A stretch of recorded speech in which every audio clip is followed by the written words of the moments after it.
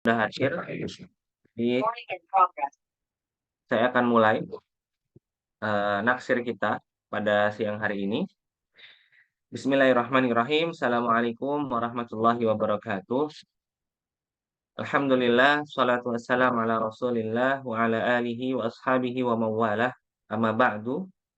Alhamdulillah kita berjumpa lagi di hari Kamis, ya, di minggu atau di paruh kedua bulan Ramadan ini.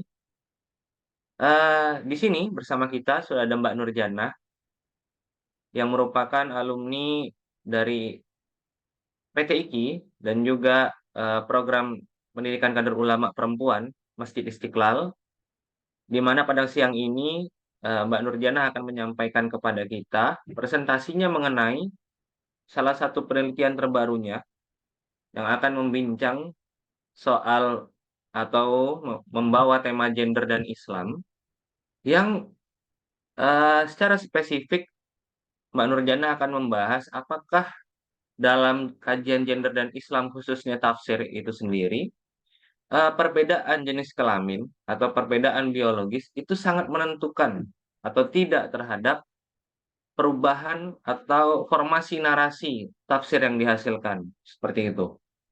Nah, di sini untuk membuktikan pertanyaan akademiknya tersebut, Mbak Nurjana akan mengkaji dua tokoh.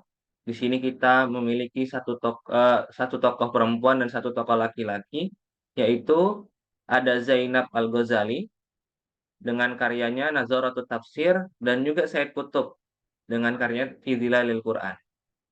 Nah, meskipun memiliki perbedaan biologis, kedua mufasir ini layak, ya, secara kacamata akademik itu sangat layak untuk dikaji dan dikomparasikan pemikirannya karena keduanya memiliki berbagai segi kesamaan, ya, dalam beberapa hal, dan itu nanti akan disampaikan oleh Mbak Nurjana, sehingga alasan yang dibangun oleh Mbak Nurjana untuk mengkomparasikan pemikiran dua tokoh tersebut menjadi relevan seperti itu. Nah, untuk teman-teman sekalian, mari kita sambut Mbak Nurjana. Silakan Mbak Nurjana, bisa unmute. Baik, terima kasih Mas Alif atas waktunya. Gimana Mbak Nurjana Eh, kabarnya? ya, Alhamdulillah sehat. Sehat ya, Alhamdulillah. Oke, Gimana nih? Ini langsung dimulai. Alhamdulillah sehat. ya. Baik, Jadi, Bismillahirrahmanirrahim. oke, terima kasih Mbak Nurjana. Silahkan waktu dan kesempatannya kami berikan. Ya, baik, terima kasih Mas Alif atas waktunya. Baik, teman-teman semuanya, sambil share screen, saya sambil buka ya. Bismillahirrahmanirrahim. Assalamualaikum warahmatullahi wabarakatuh.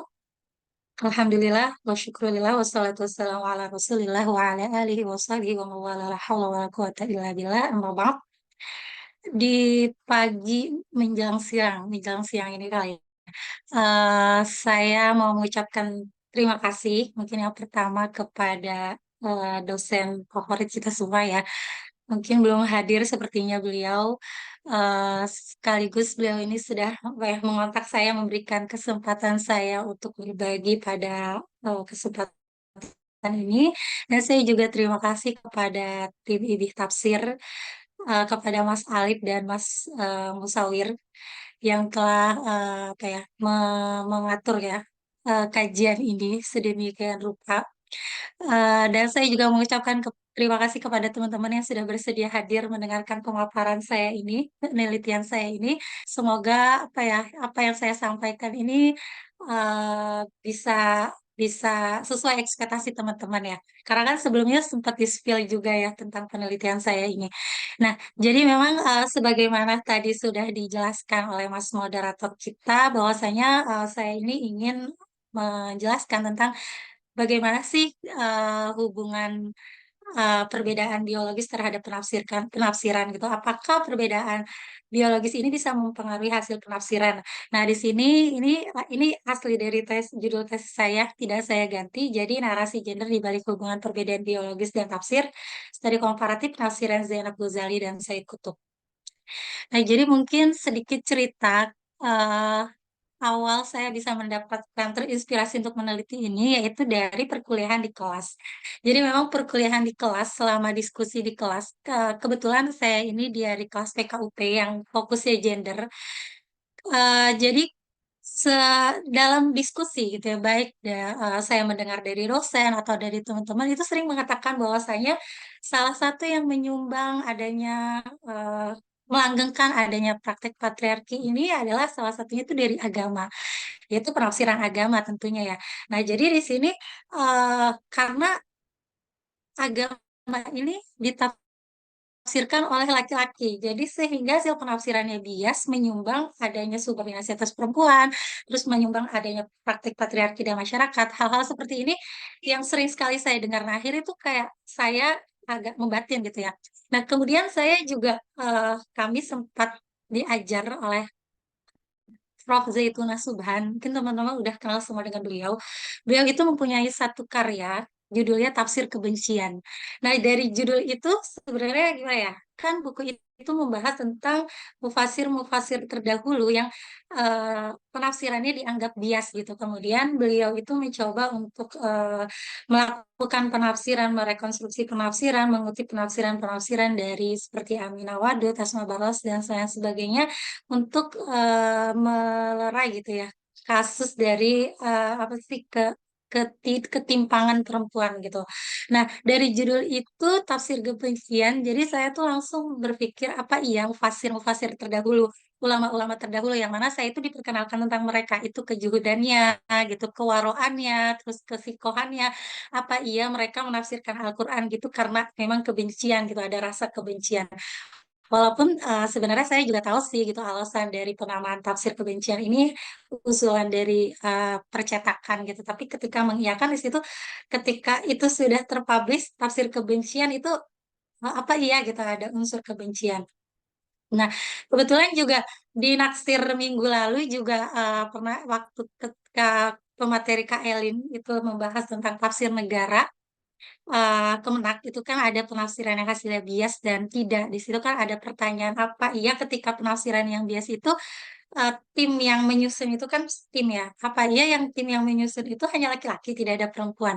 Nah, narasi-narasi seperti itu sepertinya masih apa ya, masih mengambil kesimpulan bahwasanya perbedaan biologis itu mempengaruhi hasil penafsiran. Nah, di situ saya mencoba untuk mencari literatur review eh, literatur-literatur. Benar nggak sih? Kan selama ini saya hanya mendengarkan secara oral ya, secara omongan gitu. Akhir ternyata saya mendapati iya gitu banyak literatur-literatur yang mengatakan hal seperti itu gitu. Jadi memang berawal mungkin ya sedikit mengulas berawal dari aliran teolog feminis yang mereka itu mencoba merubah apa sih mengkonstruksi eh, struktur sosial gitu ya melalui yang berkeadilan gender melalui pendekatan agama, paham keagamaan. Nah, mungkin seiring berkembangnya modernisasi gitu ya, kemudian umat Islam juga bersentuhan dengan itu gitu ya. Paham-paham itu kemudian masuk juga. Nah, itu merasuki semua masyarakat untuk menggugat agamanya masing-masing di mana agama itu diyakini sebagai salah satu penyebab dari memperkuat adanya praktik patriarki, melanggengkan adanya praktik patriarki, termasuk di Islam. Nah, selanjutnya, mohon maaf ini share screen-nya sudah terlihat ya? Aman, aman. Amin. Nah, di sini, nah, di sini akhir ya karena ada mencoba untuk menggugat setiap agama karena agama diyakini sebagai salah satu dari sumber yang melanggengkan adanya praktik patriarki, mensubordinasi perempuan. Di sini ada tuduhan bahwa Islam juga termasuk agama yang memisoginiskan perempuan gitu. Nah, tuduhan ini saya bilang ini tuduhan ya. Mereka menuduh karena berdasarkan ayat-ayat yang memang secara redaksional ini menunjukkan eksklusivitas laki-laki. Seperti kayak ayat Ar-Rijalu Qawwamuna 'alan Nisa, terus persaksian laki-laki satu berbanding dua, terus warisan anak perempuan dua banding satu, hal-hal seperti itu yang secara redaksional memang menunjukkan eksklusivitas laki-laki. Namun, para feminis Muslim itu mungkin merenungi gitu ya. Nah, mereka agak tidak terima gitu kalau misalkan Al-Quran ini dikatakan sebagai penyumbang adanya praktek patriarki itu, penyumbang misoginis itu. Karena mereka meyakini gini, kan Al-Quran ini adalah kalam Tuhan. Tuhan itu maha adil. Artinya firman yang dihasilkan dari Tuhan itu pasti berisi keadilan. Akhirnya mereka membantah bahwasanya Al-Quran itu sebenarnya menghendaki keadilan. Para mufassirlah yang mengaburkannya. Jadi kalau misalkan ada narasi-narasi yang terkesan Al-Quran itu tidak adil, itu berarti salah mufassir gitu. Nah, di sini akhirnya mereka mencoba menggugat tentang eksklusivitas peran laki-laki dalam penafsiran. Jadi memang penafsiran yang ada kebetulan itu didominasi oleh laki-laki. Nah, sehingga apa yang dihasilkan, apa yang para mufassir laki-laki hasilkan itu mereka menafsirkan berdasarkan kepentingannya sebagai laki-laki untuk memperkuat superioritasnya. Nah, eh, statement seperti ini melahirkan banyak narasi-narasi lainnya. Di sini saya menampilkan tiga ya, ada Rifat Hasan, Aminah Wadud, dan Asma Barlas. Di sini Rifat Hasan mengatakan bahwasanya semua sumber syariat yang ada, yaitu Al-Quran, hadis, fikih, itu semuanya ditafsirkan oleh laki-laki. Maka laki-laki memiliki wewenang yang sangat luas dalam menafsirkan syariat Islam dan enggan mendefinisikannya kedudukan perempuan baik secara ontologis, teologis, sosiologis maupun eskatologis gitu ya. Kemudian ada juga Aminah Wadud. Di sana mengatakan tafsir dan karya yang sepenuhnya dihasilkan oleh laki-laki akan terus dipengaruhi oleh kepentingan dan pengalaman laki-laki sembari menampik pengalaman perempuan, atau mereka menerjemahkannya berdasarkan visi, perspektif, keinginan, dan kepentingan laki-laki. Selanjutnya ada pernyataan dari Asma Barlas. Sebagai perempuan, saya akan mengajukan beberapa pertanyaan terkait Al-Quran yang mungkin saja tidak diajukan oleh laki-laki. Saya percaya bahwa dibandingkan laki-laki, perempuan tampak lebih mungkin membaca Al-Quran untuk semangat pembebasan, karena laki-laki dan perempuan memiliki tingkat resiko yang berbeda dalam sebuah sistem patriarki, sehingga berbeda pula dalam mengupayakan pembebasan diri dari sistem tersebut. Nah, saya melihat bahwasanya narasi-narasi ini itu kalau ditarik dalam satu kesimpulan, bahwasanya adanya perbedaan jenis kelamin itu mempengaruhi hasil penafsiran. Jadi penafsiran yang ada selama ini bias karena memang ditafsirkan oleh laki-laki. Nah, di sini saya menimbulkan sebuah pertanyaan gini, bagaimana relevansi narasi perbedaan biologis terhadap hasil penafsiran? Kemudian untuk menjawab pertanyaan ini, saya menggunakan analisis komparatif ya. Jadi saya ingin menganalisis, membandingkan hasil penafsiran dari mufasir laki-laki dan mufasir perempuan. Yang pada kesempatan ini saya memilih Zainab Ghazali sebagai perwakilan dari mufasir perempuan dan Said Qutb sebagai perwakilan dari mufasir laki-laki. Di mana keduanya ini, saya memilih keduanya ini karena memang keduanya ini memiliki persamaan di empat aspek ini ya. Yang mana empat aspek ini juga akan nanti saya gunakan untuk melihat bagaimana semua ini membentuk pemahaman keduanya. Bagaimana situasi-situasi ini mempengaruhi keduanya. Gitu. Nah, mungkin sekilas di sini ada pertama bagaimana biografi keduanya. Jadi di sini Zainab Ghazali ini dilahirkan tahun 1917 dan wafat tahun 2005. Dan Said Qutb lahir tahun 1906, wafat tahun 1966 Masehi. Keduanya dilahirkan di Mesir pada awal abad 20. Zainab sendiri itu merupakan masih ada garis keturunan dengan Sayyidina Umar dari jalur ayah dan Sayyidina Hasan dari jalur ibu. Tentunya Zainab juga terlahir di tengah keluarga agamis ya, sebagaimana Said Kutub. Jadi memang diceritakan bahwasanya Said Kutub ini ayahnya itu memiliki semangat keislaman yang tinggi. Jadi setiap kali ada event hari besar Islam itu selalu mengadakan acara di rumahnya, baik itu kayak tadarus bersama, gitu kayak ada kultum, kemudian ada mengkaji suatu bersama, terus kemudian ada hidangannya, mungkin seperti itu ya.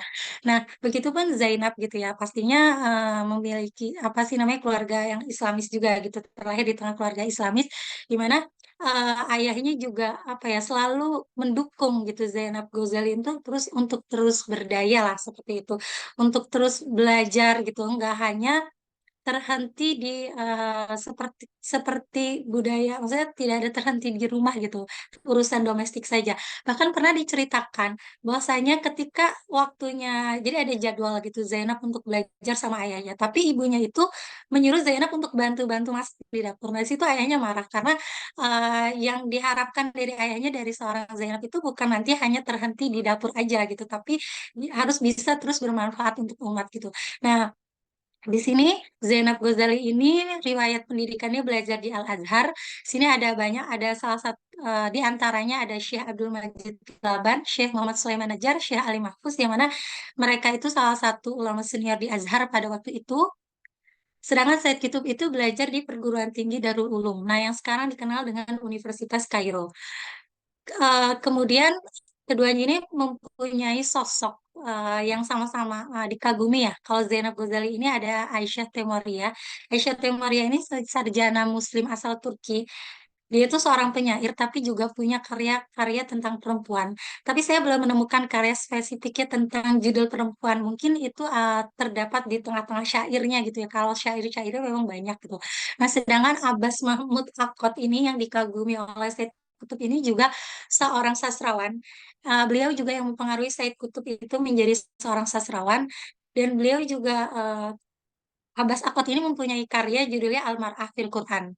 Nah, dari sini ini sekilas tentang bagaimana keduanya ya, bagaimana mereka ini dibentuk kayak apa, semangat spirit Islam ini udah dibentuk dari keluarga gitu ya. Kemudian mereka juga mengagumi orang-orang yang memang punya konsen juga ke perempuan. Nanti mungkin akan menjadi bagaimana ini membentuk pemahaman keduanya. Nanti lebih jelasnya nanti ke hasil penafsirannya ya.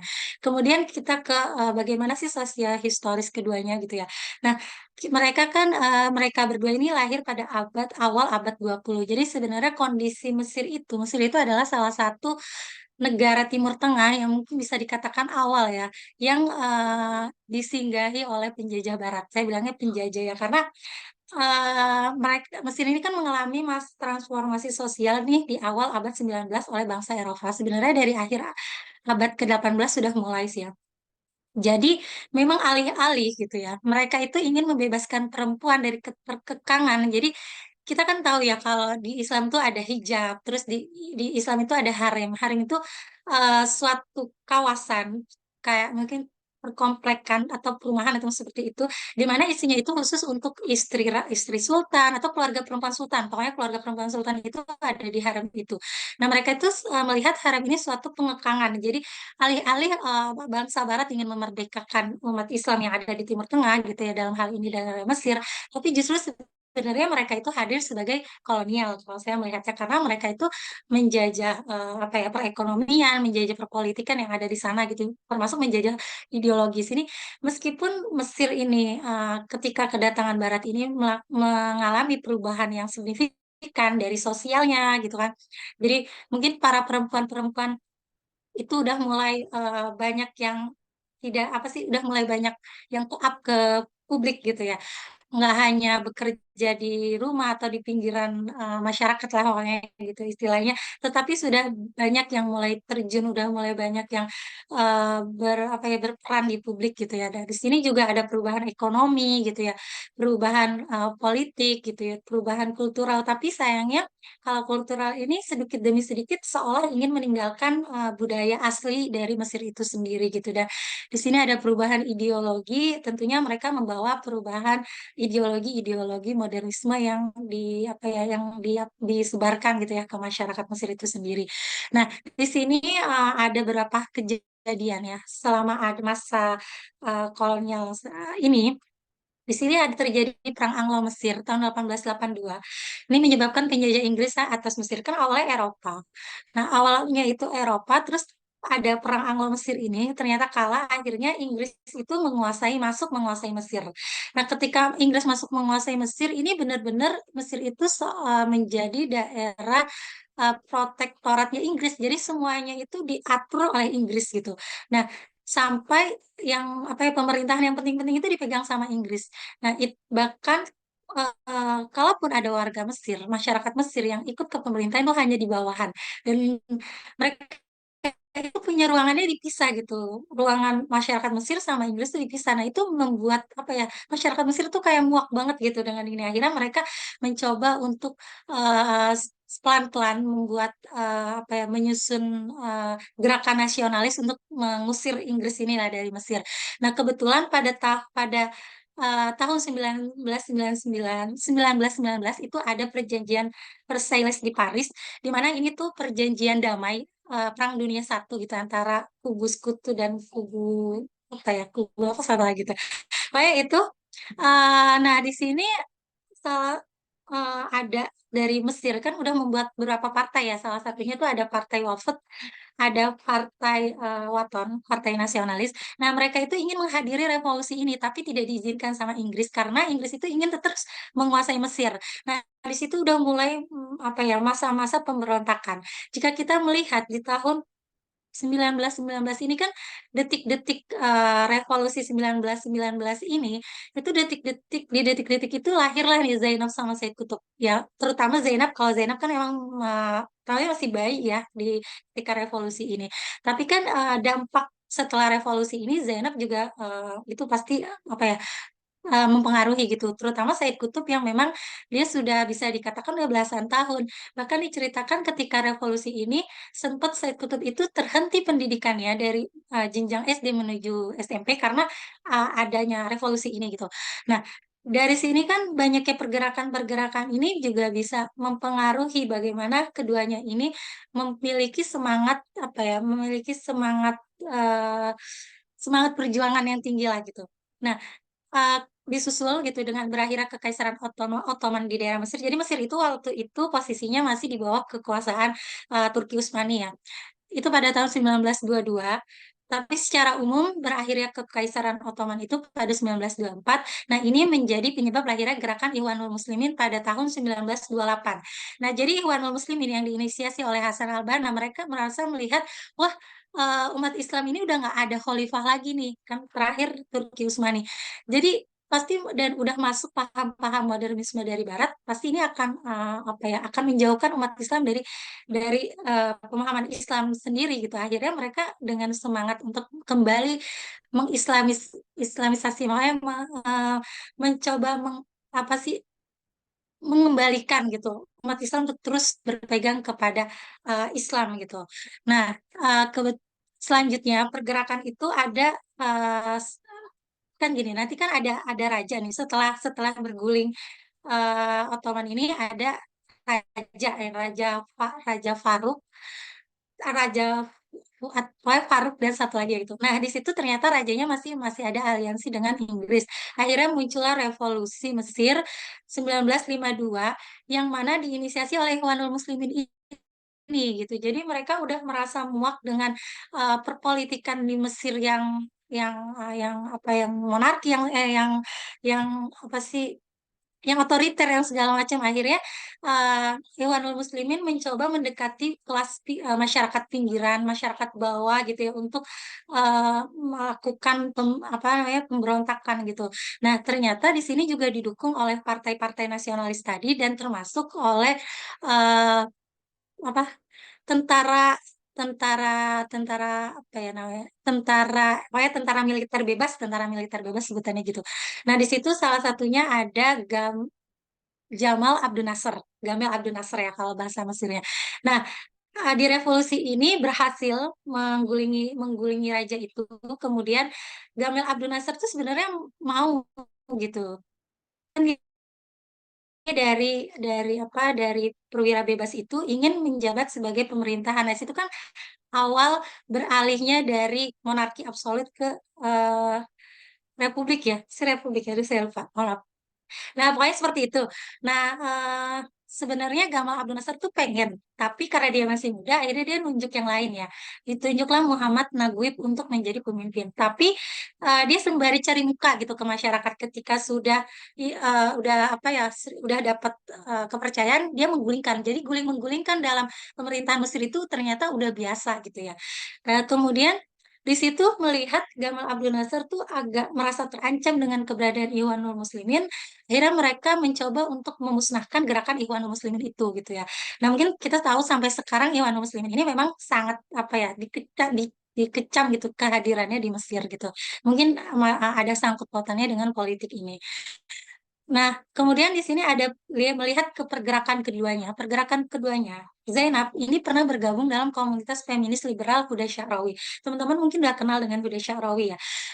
Nama eh, organisasinya itu Egyptian Feminist Union. Kalau bahasa Arabnya itu Al-Ittihad An-Nisai Al-Misri. Nah, jadi eh, Zainab pernah bergabung di sini. Dari semenjak dia muda ya, mungkin bisa dikatakan aliyah dia sudah bergabung di sini. Nah, tetapi lama beliau itu punya apa ya? Ada salah satu gurunya ini Syekh Muhammad Sulaiman Najjar. Jadi gerakan feminis Huda Syarawi ini menurut pandangan Al Azhar itu udah semakin apa ya? Semakin melewati batas, udah agak liberal ya gitu mungkin ya. Udah agak menjauh dari nilai-nilai keislaman. Akhirnya Syekh Muhammad Najjar ini sebagai guru Zainab Ghazali itu mencoba berdiskusi kepada Zainab Ghazali. Di sini ada yang menarik ya. Jadi Zainab Ghazali itu diajak diskusi, menurut kamu eh, apa sih yang organisasi yang dilakukan Huda Syarawi itu seperti apa gitu kan? Terus dia tetap itu bagus gitu karena mereka tuh karena organisasi ini membela eh, hak perempuan gitu, memperjuangkan perempuan. Nah, tapi kemudian coba kamu pikir-pikir gitu ya. Ini kamu lihat, kamu coba mendekatkan diri ke Allah bener nggak gitu. Kalau misalkan kamu mau tetap mengikuti Huda Sya'rawi ini, ya silahkan. Tapi coba kamu bertanya sama hati kamu sendiri bener nggak. Nah, lama kelamaan dia melihat bahwa organisasi ini, feminis ini, kok iya gitu malah menjauh. Akhirnya dia kebetulan tertimpa musibah gitu ya, yang kebakaran. Dia hampir mungkin uh, harapan hidupnya kecil. Dia bernazar kalau dia selamat, dia mau keluar dari ini ya, dari organisasi ini. Ternyata dia selamat dan dia apa sih kemudian mendirikan organisasi sendiri namanya Jam'iyah Sayyidat Muslimah. Jadi memang Zainab ini pernah dikatakan dia sempat melepas hijabnya ketika bergabung dengan Huda Sya'rawi, tapi kembali memakai hijabnya ketika ini ya, ketika tersadar lah mungkin.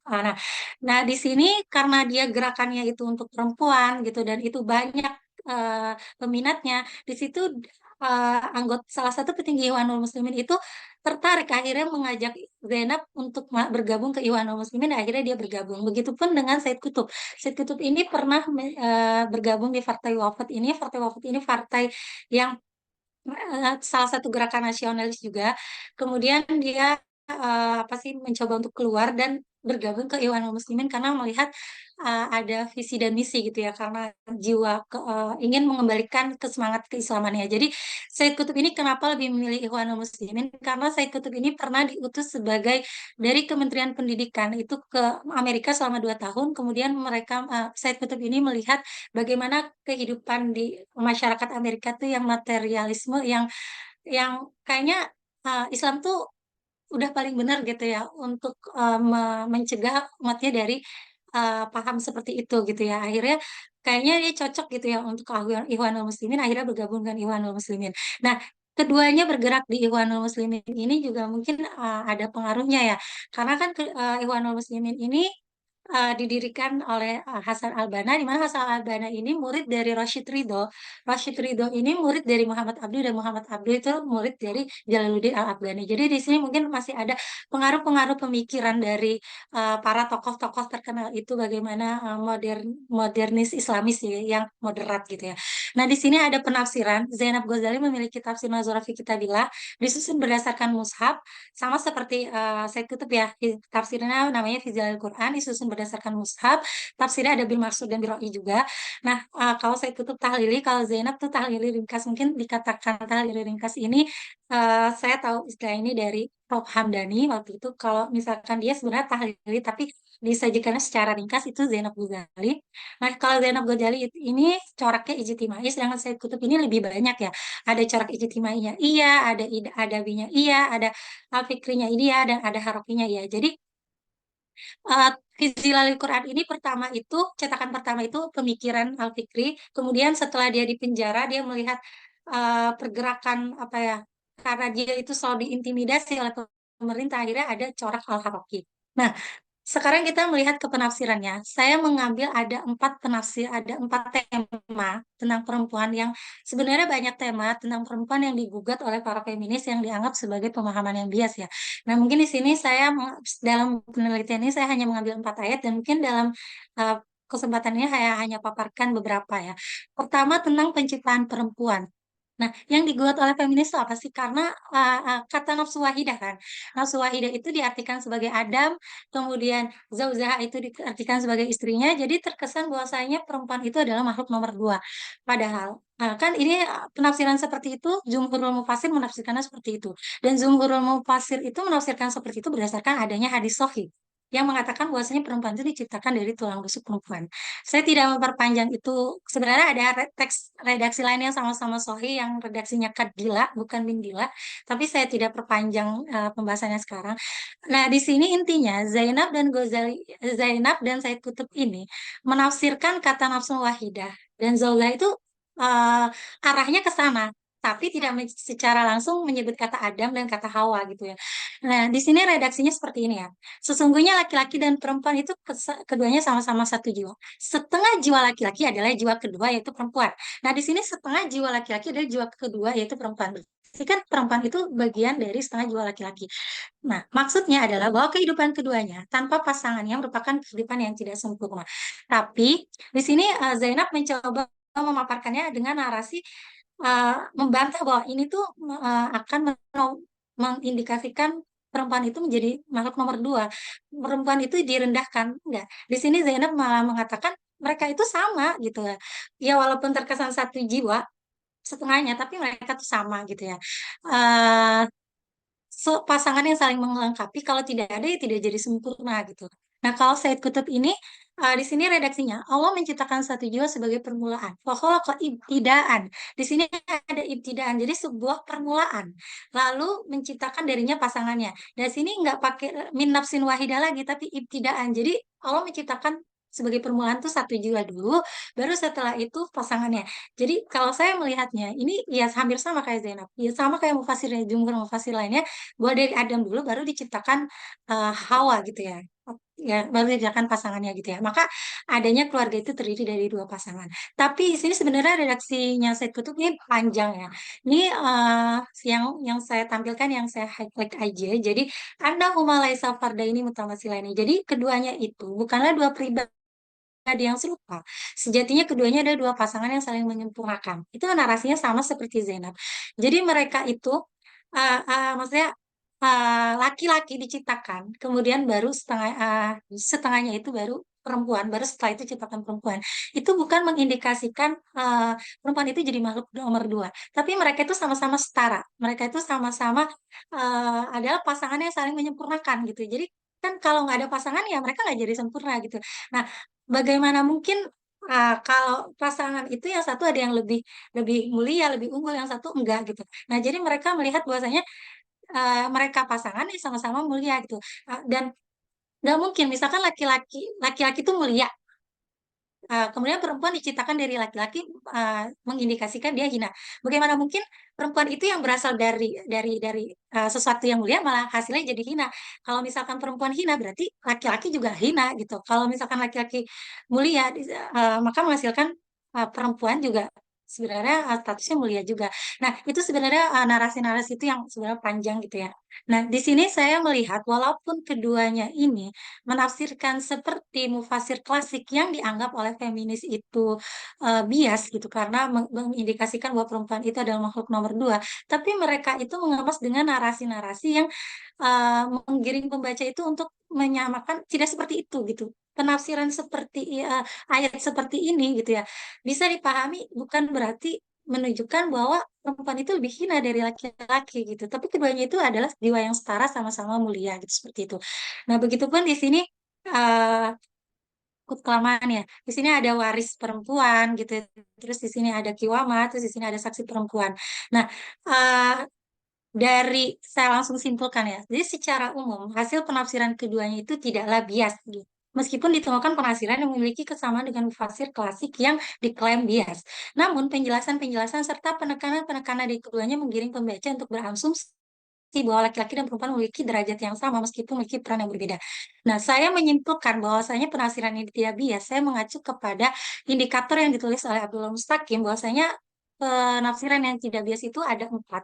Apabila salah satu jenis kelamin tidak tersubordinasi, tidak termarginalisasi, tidak ada stereotip, dan tidak ada beban beban yang lebih berat gitu. Nah, sedangkan kalau Mansur Paki itu ada lima, satu lagi itu tidak ada yang berarti untuk apa penindasan ya penindasan gitu. Nah, saya melihat walaupun secara redaksi itu hampir mirip dengan mufasir klasik yang dianggap itu bias, tetapi dengan adanya pembacaan-pembacaan, dengan adanya penjelasan-penjelasan itu justru apa ya menjelaskan bahwa tidak seperti itu gitu. Walaupun eh, kayak misalkan contohnya tadi ya, penciptaan walaupun laki perempuan itu misalkan diciptakan dari jiwa laki-laki, tapi menunjukkan bahwa mereka itu setara gitu. Nah, adanya hasil penafsiran seperti itu, saya melihat itu karena bagaimana tradisi dan otoritas yang membentuk prapemahaman keduanya. Nah, tadi kan sudah sempat saya singgung ya, bagaimana keduanya itu terlahir di agama, di keluarga agamis. Tentunya yang mereka juga diajari tafsir Al-Quran gitu ya. Mereka udah dicekoki gitu dengan pemahaman Al-Quran versi mufasir klasik, mufasir yang ada gitu ya. Maka bisa dibilang penafsirannya wajar kalau pemahaman itu sama gitu. Namun penafsiran yang dia saya melihat itu lebih berwarna karena ditambah penjelasan-penjelasan yang menggiring pembaca untuk memahami bahwa itu tuh tidak menunjukkan adanya subordinasi gitu, tapi untuk menunjukkan kesetaraan. Nah, adanya penafsiran seperti itu karena memang mereka hidup sudah di zaman yang semakin melek untuk menghargai kemanusiaan. Sebagaimana kita tadi saya sempat paparkan, paham feminis itu udah mulai masuk gitu.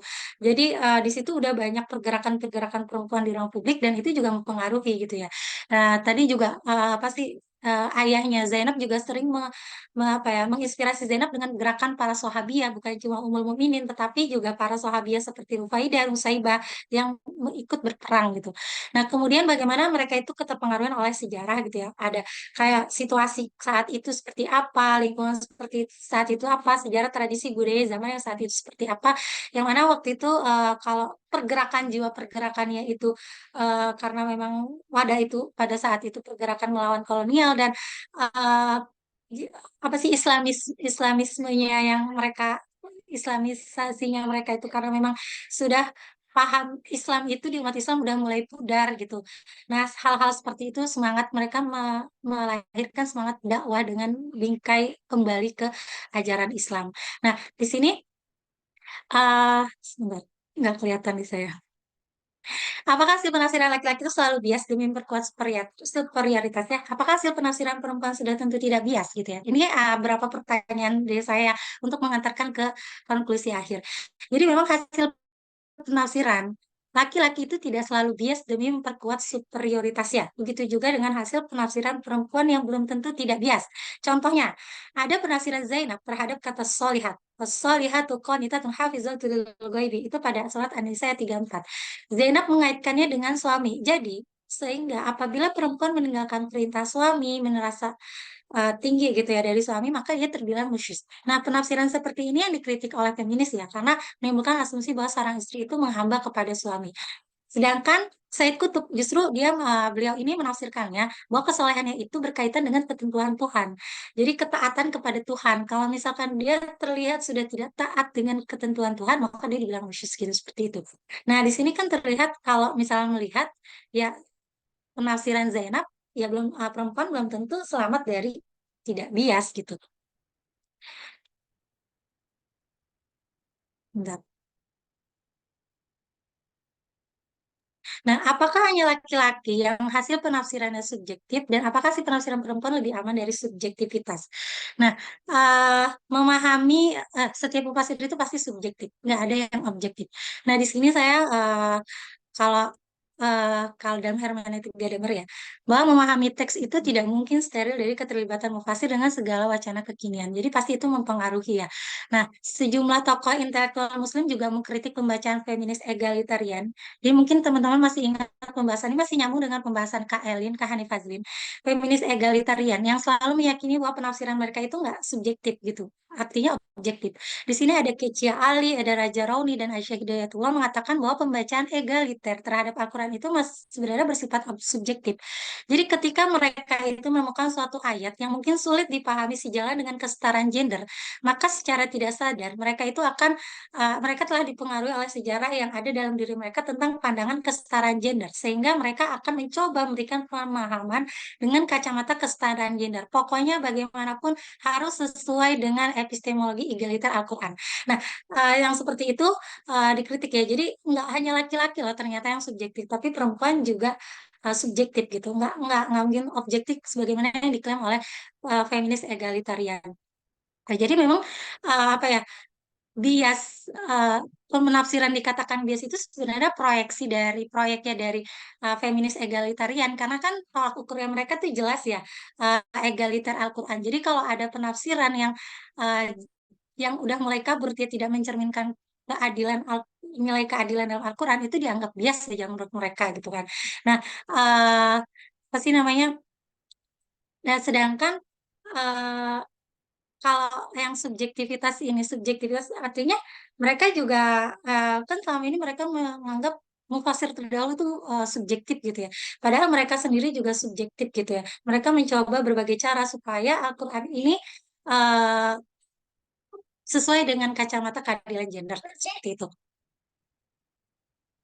Selanjutnya, nah sini kesimpulan dapat disimpulkan bahwa penafsiran keduanya itu tidak ada perbedaan secara esensi pemahaman.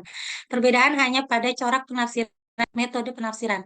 Nah, dari kesimpulan ini dapat pula menjawab bahwa perbedaan biologis tidak memiliki pengaruh yang signifikan dibanding perbedaan sosiohistoris atau perkembangan zaman kala itu. Jadi realitas yang kompleks seorang mufasir itu yang mempengaruhinya. Jadi ada, kalau Prof. Kusmana bilang di sini ada lintasan, ada kapasitas, kebiasaan, arena, lingkungan, dan kecenderungan mufasir itulah yang mempengaruhi mufasir.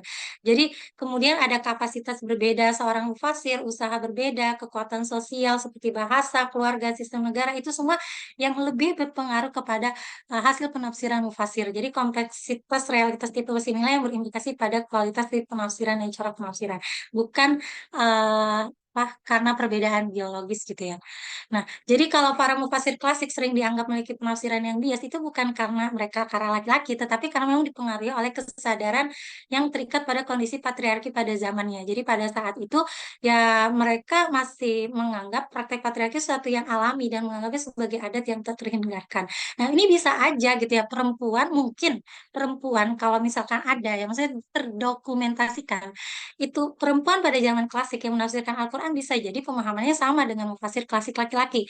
Nah, begitupun dengan mufasir laki-laki yang hadir di era modern ini, penafsirannya lebih adil, lebih adil gender lah seperti itu. Nah, namun kesadaran akan kesetaraan gender itu kan muncul secara bertahap ya, seiring perkembangan sosial dan nilai-nilai demokrasi, penghargaan terhadap hak asasi manusia, dan meningkatkan keadilan dalam masyarakat modern. Nah, mungkin itu hasil dari penilaian saya, wallahu a'lam.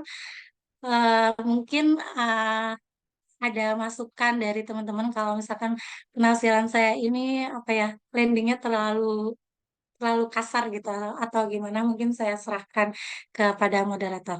Atau mungkin di sini ada sedikit apa ya, saran gitu ya. Mungkin teman-teman juga bisa mengeksplor mufasir perempuan lainnya. Di sini ada banyak, bukan cuma Zainab Ghazali. Mungkin dari mufasir-mufasir ini bisa melahirkan kesimpulan yang berbeda dari hasil penafsiran saya. Kebetulan saya mengamati Zainab Ghazali. Mungkin di sini ada Aisyah Abdurrahman, Aisyah bintu Sati, ada Kariman Hamzah, ada Hanan Laham, ada Naila Hasim Sabri, ada Nusrat Amin. Teman-teman bisa ekspor mufasir perempuan ini dan mungkin bisa lebih jauh melihat bagaimana perbedaan biologis apa iya bisa mempengaruhi hasil penafsiran. Mungkin itu aja. Terima kasih atas kesempatannya. Assalamualaikum warahmatullahi wabarakatuh. Waalaikumsalam warahmatullahi wabarakatuh. Terima kasih Mbak Gerjana atas penyampaiannya, luar biasa sekali ya. Tentunya di sini kita banyak sekali dapat kata kunci yang bisa didiskusikan kembali tentunya kepada teman-teman sekalian. Nah, sebelumnya saya berikan kesempatan kepada teman-teman untuk memberikan respon maupun pertanyaan lanjutan terhadap materi yang sudah disampaikan oleh Mbak Nurjana. Ya, tadi Mbaknya juga udah membuka kemungkinan kita jika ingin mengkritisi apabila landingnya tadi kurang halus katanya. Oke, silakan teman-teman. Izin buka Pak Moderator. Wes, silakan Mas Musyawer. Ini apa? Saya dekat masjid ini. Udah mau zuhur di sini. Jadi kedengaran ya suaranya. Ke masjid itu. Sudah mau Wah, maghrib di sana? bukan, udah mau zuhur. Ya, intinya eh, eh, saya ingin bertanya kepada Mbak Jana. Ya, sebelum bertanya mungkin ada pengantar sedikit. Jadi tadi sudah disinggung ya, untuk pas di bagian kesimpulan tadi itu udah langsung itu baru saya paham jadi ya ada banyak pertanyaan tadi, cuma pas di kesimpulan itu dan di bagian akhir tadi terkikis sila itu pertanyaan tadi itu. Cuma ini jelas saya ingat dulu eh, kita ya saya ya pertama di S2 kemarin kan ngajak apa belajar tentang tafsir apa kemarin tafsir kontemporer lah itu yang ngajar salah satu dosen kita yang mana itu ketika membahas apa namanya ayat tentang di mana itu seakan-akan ayatnya itu bias gitu. Terus penafsiran juga bias. Nah, terus muncullah apa namanya? Bukan narasi sih, lebih kepada eh dia ngomong ini. Itu karena yang nafsirkan laki-laki. Jadi ya itu. Bahkan seorang dosen pun mengatakan seperti itu.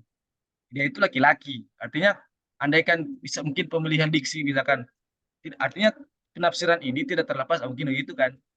Cuma jelas yang saya silakan sesalis. Apa sih maksudnya? Mana ya? Kok bisa dibilang langsung menjustis itu karena dia laki-laki. Oke lah. Berarti kalau memang seperti itu kesimpulannya berarti lama di zaman klasik itu yang tadi disebutkan juga itu memang cenderungnya itu menafsirkan yang bagi kacamatanya kita itu biasa gender, bagi mereka itu biasa aja gitu loh. Gitu. Itu pertama tanggapan saya pertama. Yang kedua, nah, ayat yang misalkan saya belum tadi mungkin saya terlewat ya ayat yang dijadikan sebagai tolak ukur untuk apakah pengaruh biologis itu berpengaruh atau tidak itu mana tadi saya belum lihat ayat tadi itu. Kalau ada kalau mungkin nggak ada bagaimana tentang kalau misalkan penafsiran tentang ayat surah apa ini ayat yang Arijal Qaumuna Nisa itu misalnya tuh sama itu aja dulu buka. Terima kasih. Oke, baik. Ini langsung dijawab nih. Boleh, boleh. Langsung dijawab aja, Ya, Mbak. ya kan tadi Mas Susawir juga bilang ya, berarti itu lama gitu ya. Mufasir klasik itu apa ya? Ibaratnya nggak peka-pekanya gitu ya, nggak ada peka untuk ada gender. Sebenarnya kalau kita melihat penafsiran klasik, itu nggak semuanya mufasir klasik. Jadi gini, uh, penilaian bias itu seperti kayak kemarin Kak Hanifah Fazlin. Jadi dalam sebuah tafsir itu pada ayat ini terkesan bias, tapi dalam ayat ini tidak bias gitu. Itu banyak mufasir-mufasir klasik yang seperti itu gitu. Contohnya ada As-Sa'labi. Sa'labi ini Imam Sa'labi ini ketika mengartikan kata minapsi wahidah itu seperti yang Adam dan Hawa. Itu yang dianggap bias. Tapi ketika apa ya namanya memahami yang perempuan itu dapat eh, apa perempuan itu dapat waris ya, dapat waris itu dua laki-laki itu 2 banding 1. Itu banyak mufasir yang lain yang mengatakan bahwa yaitu karena memang perempuan itu kenapa dapat bagiannya kecil? Karena perempuan itu kurang akal, nafsunya syahwatnya itu besar gitu. Jadi kemungkinan dia nggak bisa mengelola harta itu dengan baik. Nah, redaksi-redaksi seperti itu, alasan-alasan seperti itu kan mungkin kok iya perempuan itu kurang akal gitu kan. Perempuan itu nafsunya besar gitu, akalnya lemah gitu, jadi makanya dikasih sama Allah dikit. Tapi di situ As-Sa'labi nggak memahaminya seperti itu. Justru kenapa per laki-laki itu 2 banding 1 lebih banyak karena memang laki-laki itu punya tanggungan yang lebih besar gitu untuk menafkahi istri, menafkahi anak gitu. Nah, hal-hal yang itu kan apa ya, itu bisa diterima sebenarnya. Bukan tidak sama sekali untuk melemahkan perempuan gitu. Jadi kalau misalkan kita mau lihat mufasir klasik itu sebenarnya tidak semua hasil penafsirannya itu bias gitu, karena ya itu bagi saya itu kayak nggak apa ya, nggak fair gitu ketika mengatakan menilai satu mufasir itu bias atau satu tafsir ini bias, bahkan sampai satu periode periode klasik itu bias gitu, itu nggak fair karena ada mufasir-mufasir yang apa sih namanya, dia itu dalam memahami ini dia memang bias, dalam ini nggak bias ya, sebagaimana yang tafsir Kemenak lah seperti itu. Jadi ada satu sisi dia tidak bias, ada satu sisi dia bias, jadi nggak bisa dipukul rata, nggak bias itu, seperti itu sih. Yang mungkin karena apa ya, karena sudah masyarakat kayak gitu jadi pukul rata lah ya. Nah itu juga sebenarnya yang menjadi titik berangkat saya, jadi mau pasir klasik apa iya selalu bias gitu semuanya gitu, ternyata nggak seperti itu setelah saya menelusuri banyak penafsiran. Nah, kemudian tadi ayat Ar-Rijal Qawwamuna 'alan Nisa, yang saya sedikit share screen lagi nih. Ar-Rijal Qawwamuna 'alan Nisa. Tadi tadi tidak saya itu ya, tidak saya tampilkan. Kiwamah. Ya. Nah, di sini eh, kan dianggap laki-laki itu apa sih, Kiwamah ini kayak udah mutlak gitu. Laki baik itu di ranah domestik, baik di ranah publik, itu laki-laki yang berhak jadi pemimpin gitu. Nah, di sini Zainab mengatakan wal aslu fil qiwamah al mas'uliyah. Jadi penanggung jawab. Jadi laki-laki itu adalah seorang penanggung jawab atau pemberian nafkah kepada istri dan anak-anaknya. Ia juga bertanggung jawab untuk memastikan keterlibatan istrinya dalam segala urusan rumah. Nah, jadi walaupun jadi laki-laki itu penanggung jawab dalam hal pemberi nafkah. Nah, ini masih ada kaitannya dengan ayat kenapa 2:1 gitu dalam hal waris. Gitu. Karena laki-laki di sini diberi tanggung jawab. Jadi apa ya, ada garis lurus ketika laki-laki dikasih kelebihan warisan yang lebih, tapi punya tanggung jawab yang berat juga. Nah, tanggung jawabnya ini, kiwama ini sebagai untuk menafkahi anak istrinya gitu. Nah, di sini kalau Said Kutub ini disebutkan sebab adanya kiwam ini adalah karena Allah telah memberikan kelebihan kepada laki-laki untuk menjalankannya, dilengkapi dengan sifat-sifat yang dibutuhkan, dan karena beban yang Allah berikan kepada laki-laki untuk memberikan nafkah kepada keluarga. Berdasarkan sebab pemberian kiwamah ini atas laki-laki, maka ditentukan pula bersamaan kekhususan posisi kiwamah kepada laki-laki, yaitu seorang laki-laki harus melindungi keluarganya dari kehancuran dan menjaganya dari adanya hasrat yang bisa perselisihan, dan telah dijelaskan pula langkah-langkah solusinya ketika ada gejala dari hasrat itu yang mendekati batas-batas yang telah ditentukan. Maksudnya batas-batas yang telah ditentukan tuh langkah-langkahnya tuh langkah-langkah preventif yang uh, walati takhafuna nusyuzahunna fa'izuhunna wahjuruhunna. Nah, itu langkah-langkah preventif yang udah Allah apa ya, yang udah Allah kasih rambu-rambu. Jadi kalau nanti kayak gini nih ya langkah-langkah preventifnya gitu. Jadi saya tuh melihat itu udah ada langkah-langkah solusinya gitu. Kalau nanti kayak gini, nanti kayak gini. Nah, di sini Said Kutub kan mengatakan bahwasanya Allah memberikan kelebihan kepada laki-laki untuk menjalankannya dilengkapi dengan sifat-sifat yang dibutuhkan. Jadi di sini Said Kutub ini memaparkan panjang sekali pembahasan ini. Jadi laki-laki itu diberikan sifat kayak dia tuh lebih apa ya, lebih tangguh dalam arti gini, kalau secara emosional eh, perempuan itu tuh emosionalnya lebih gitu. Jadi dia lebih lebih apa ya, lebih cocok untuk memenuhi kebutuhan anak-anaknya tanpa berpikir panjang. Jadi kalau anaknya lebih peka gitu ya. Mungkin kalau yang udah berumah tangga tuh akan tahu gimana pekanya. Ternyata itu emang benar gitu ya. Ketika punya anak gitu ya, malam anak nangis itu yang pasti yang bangun duluan itu ibu, karena kepekaannya itu kebutuhan anak itu dia lebih peka gitu. Nah, di situ kenapa perempuan itu yang diberikan tugas untuk melahirkan, menyusui, mengandung itu perempuan dan laki-laki. Masa mau dibebankan ke perempuan juga? Nah, jadi di sini laki-laki itu suruh penanggung jawab. Penanggung jawab di sini bukan berarti laki-laki ini bisa semena-mena, tapi menjadikan mitra. Jadi gini, kalau misalkan kita dalam sebuah perusahaan, bukan berarti yang menjadi penanggung jawab dia itu semena-mena, tapi tetap harus ada diskusi, kepada mitranya. Tidak, bukan berarti meniadakan hak dan hakikat dari keberadaan mitranya itu, keadaan si istrinya itu. Terus harus apa diskusi, harus segala macam ya hal yang seperti itu.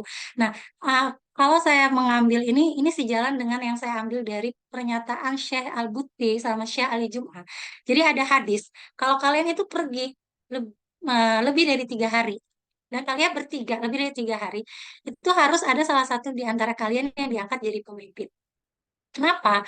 Karena ketika kalau pergi bareng-bareng, kalau pergi sendiri kan kita enak ya, mau kemana terserah kita. Kalau udah bertiga, lebih dari bertiga itu pasti akan aku mau ke sini dulu, mau ke sini dulu, mau ke sini. Nah, itu butuh pemimpin yang memutuskan kita harus ke sini dulu. Nah, menurut Syekh Al-Buti, Syekh Ali Jum'ah, dipilihnya pemimpin itu bukan menunjukkan dia itu paling mulia, dia itu paling bagus. Tapi itu hanya apa ya? Hanya uh, kayak untuk struktural aja gitu. Tapi dalam pelaksanaannya, di sini saya ikut juga menjelaskan, dalam pelaksanaannya tetap harus memperhatikan kemitraannya istrinya bagaimana, kayak harus musyawarah, mereka harus terlibat gitu. Jadi tidak ada dia mungkin kalau pembacaan feminis androsentris ya. Jadi tetap memahami ayat ini secara redaksional ini memang hierarki, tapi melakukan pendekatan apa ya, kompromi-kompromi bahwasanya ayat ini sebenarnya nggak menunjukkan ini tuh menunjukkan laki-laki punya kuasa mutlak, tapi laki-laki juga harus memperhatikan mitranya istrinya gitu, harus menjaga ketika dia menjalankan peran biologisnya yang berat gitu ya. Nah, di sini apa sih Gimana? namanya, yang ditampilkan oleh saya itu seperti itu. Gitu. Menjawab ya. Gimana Mas Sawer? Ada Bagaimana? tanggapan? Ya, intinya sudah dapat sih. Alhamdulillah. Jauh. Jadi intinya eh, kalau disimpulkan memang berarti tidak ada kecenderungan dari biologis itu yang bikin dia bisa berpengaruh sehingga penafsirannya itu jadi bias. Intinya ya memang di konteks saat itu biasa aja gitu loh. Kayak misalkan Ibnu Katsir itu, kalau misalkan ayat tadi kan dibilang rijalu qawwamun 'ala nisa itu dibilang qayyima 'alal mar'ah. Terus di sini saya baca juga di sini di bagi apa di tafsir Ibnu Katsir ini bima fadalallahu ba'dum 'ala ba'din ai bi anna rijala afdalu minan nisa war rajulu khairu minal mar'ah. Itu kan kalau mungkin bagi orang feminis atau bagi para feminis itu sangat wah ini lalu anu sekali laki-laki ini power banget gitu kan. Sampai dibilang khairu minal mar'ah. Walihaza kanatin nubuwat muhtasatun birrijali kazalikal mulki azam. Kayak gitu. Jadi eh, apa yang sabda Nabi ini la yuflihu qaumun walau amrohum mura'atan itu. Ya, itu kan kalau kita baca pakai kacamata feminis seakan-akan tadi itu. Cuma kan bagi mereka ya di zaman itu seperti itu kan itu. Tapi karena adanya narasi yang saya bilang tadi itu karena dia laki-laki makanya dia ngomong gitu. Nah, itu kan seakan-akan menuduh menuduh menuduh laki-laki bias gender. Itu mungkin tanggapan saya. Terima kasih. Ya, baik. Terima kasih, Ustaz Musa. Nah, itu menarik itu Mbak, sedikit ya. Saya nambahin lah pertanyaan Musa dulu. Eh, jadi, em, kalau menurut feminis, apakah kemudian narasi-narasi yang misalnya masih melanjutkan narasi yang dibangun oleh mufasir klasik, ya. Kalau ini konteksnya mufasir modern, ya. Terus masih melanjutkan narasi-narasi mufasir klasik, tetapi melanjutkannya itu tidak 100%. Nah, misalnya kayak tadi Zainab maupun Said Kutub itu dalam tanda kutip masih melanjutkan, tetapi tidak 100%. Udah ada beberapa narasi baru yang dibawa oleh keduanya. Lantas apakah kemudian yang jadi masalah itu adalah barometer bias itu sendiri gitu? Kalau menurut Mbak Nurjana itu barometer bias itu sendiri itu seperti apa? Jadi misalnya kayak tadi saat Musawir baca Ibnu Katsir itu, lalu seakan-akan langsung dibilang bias gitu kan kalau kita bacanya itu pakai kacamata feminis gitu. Tapi tentunya ini penting gitu. Jadi apakah kemudian kalau kita mendapatkan narasi yang serupa dan ternyata pada konteksnya mereka itu nggak kenapa-napa dengan narasi itu. Perempuan di sana tidak kenapa-napa dengan dengan narasi itu. Terus lantas kita apakah yang jadi outsider ini harus bilang itu bias seperti itu. Nah, itu bagi saya menarik ya. Jadi apa sih barometer bias itu sendiri gitu bagi Mbak Nurjana? Baik, terima kasih Mas Ali pertanyaannya. Jadi kalau menurut saya barometer, parameter bias itu kalau saya sendiri masih mengutip ya. Kalau yang saya kutip tadi saya sudah sempat sebutkan dari Abdul Mustaqim itu ada 4, di mana hasil penafsirannya itu tidak akan apa ya, menjadikan hasil penafsiran itu tidak ada yang tersubordinasi, tidak ada yang termarginalisasi, tidak ada yang menimbulkan stereotip, dan tidak ada yang menunjukkan beban berat, pokoknya salah satu dari keduanya. Nah sebenarnya terus kalau Mansur Fakih itu ada 5. Yang satunya lagi tidak ada apa ya, kekerasan ya pada salah satunya. Mungkin kalau masuk Fakih itu lebih kayak yang wadribuhunna gitu ya. Jadi ketika ditafsirkan pukulah itu akan menghasilkan kekerasan gitu. Jadi ada dilegalkannya memukul kekerasan dalam rumah tangga gitu. Nah, kalau misalkan uh, indikator dari bias-bias itu sebenarnya ya ya tadi gitu. Kalau saya sih melihatnya karena lagi-lagi ini proyek-proyek dari Pak feminis yang egalitarian itu, yang pokoknya mereka kan benar-benar keadilan gitu, keadilan menurut kacamata mereka harus benar-benar. Oh kayaknya kalau misalkan penafsiran kayak gini ini dianggap bias deh, ini dianggap bias. Padahal pada zamannya sendiri ya itu biasa aja gitu, karena ya yang nggak kenapa-napa gitu ya. Nah jadi karena ada berkembangnya pembacaan feminis egalitarian itu, jadi eh, apa-apa yang ditafsirkan mufasir klasik yang padahal pada zamannya itu ya nggak masalah gitu bagi masyarakat perempuan, dan mungkin perempuan ketika ditafsirkan seperti itu mereka nggak merasa ini kan, nggak merasa tersubordinasi, karena mungkin mereka memahaminya lebih apa ya, lebih oh ya udah emang ketentuannya seperti itu, tapi bukan berarti karena nggak ada penjelasan yang lebih lanjut ya. Ketika misalkan Mufasir, karena laki-laki itu Ibnu Katsir itu mengatakan ketika zamannya Ibnu Katsir, laki-laki dijadikan pemimpin karena laki-laki itu lebih lebih mulia gitu ya. Ya mungkin perempuan pada saat itu ya merasa ya biasa aja gitu. Nah, eh, mungkin apa sih di sana juga ada ada kejadian-kejadian, ada relasi-relasi yang tidak secara tertulis diungkapkan gitu. Jadi kita hanya tahu penafsiran Ibnu Katsir sebatas oh kemuliaan, nggak ada narasi tambahan mungkin ya kalau saya melihatnya. Berbeda ketika dengan Zainab Ghazali ini dan Said Kutub ada narasi tambahan yang walaupun memahami seperti itu, tapi ada narasi seperti ini, oh jadi clear gitu. Terus saya melihatnya seperti itu. Gimana Mas Alif? Nyambung nggak jawaban saya dengan pertanyaannya? Nyambung, nyambung, Mbak.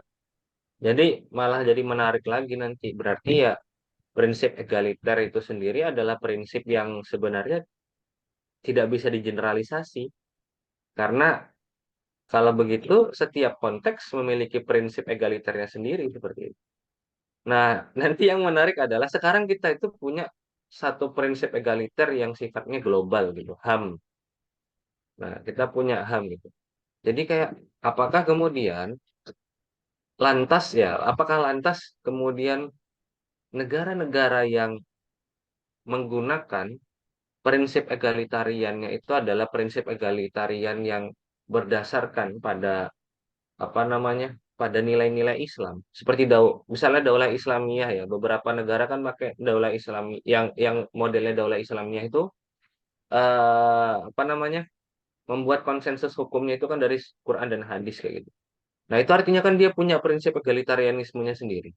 Lalu kemudian apakah kemudian jika ada pihak-pihak tertentu yang kemudian ingin menerapkan model HAM itu, ya khususnya model HAM dalam prinsip apa namanya equity antara woman and men gitu, itu bisa kita sebut sebagai kolonialisme. Nanti lanjutannya ke sana. Karena sekarang kita punya wacana dekolonisasi gitu kan ya.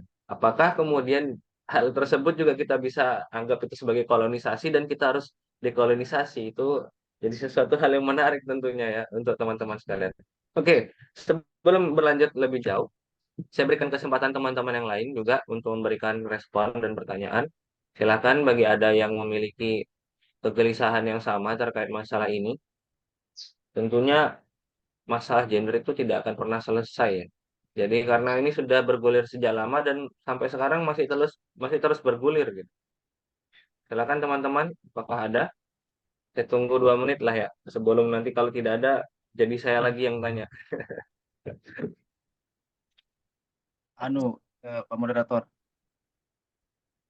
apa namanya? Ini Gimana tuh? saya Ada lagi?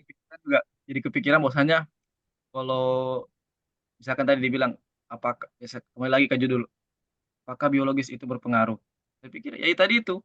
Jadi karena dia perempuan, dia baca itu tadi langsung terasa tersinggung, ah ini kok kami anu itu kan berarti secara tidak langsung dia berpengaruh karena dia perempuan, apa?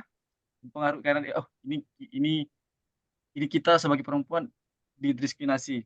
Berarti kan seperti itu kan? Artinya berarti ada pengaruh. Walaupun tadi dibilang tadi di akhir yang apa mayoritasnya itu kepada lingkungan, sosial dan lain-lain itu tadi disebut sama materi. Itu gak sih? Itu mungkin weekend saya. Jadi karena dia baca penafsirannya orang, jadinya dia sendiri yang merasa kayak disinggung gitu. Sehingga jadi itu wah, saya perempuan kok dibilang gitu, nah, gitu kan. Betul nggak sih? Kayaknya ini Oke, nanti akan bagaimana? bisa dijawab pakai Gadamer sih. Silakan Mbak Nurjana, dijawab dulu, baru ke Mbak Mohon maaf, Fatia. saya kurang menangkap intinya gimana Mas Musawir. Silakan Jadi tadi perempuan ketika baca judul itu, tadi kayaknya ada Diulang, diulang, Mir. saya ya perlu diulang, nangkap. diulang. Maaf, Ya, maaf. jadi intinya gini, eh, kalau saya sih cenderungnya bilang pengaruh biologis itu saya pikir 50% ada pasti. Jadi ketika dia membaca penafsiran, dia langsung mengembalikan pada dirinya, saya perempuan kok dibilang seperti ini, gitu. Yang untuk konteks sekarang ya, ya gitu. Itu para para para cendekiawan feminis itu kan pasti begitu kan. Dia salah satunya kan disebut penafsir juga kalau dia misalkan merasa ini bacaannya itu apa namanya?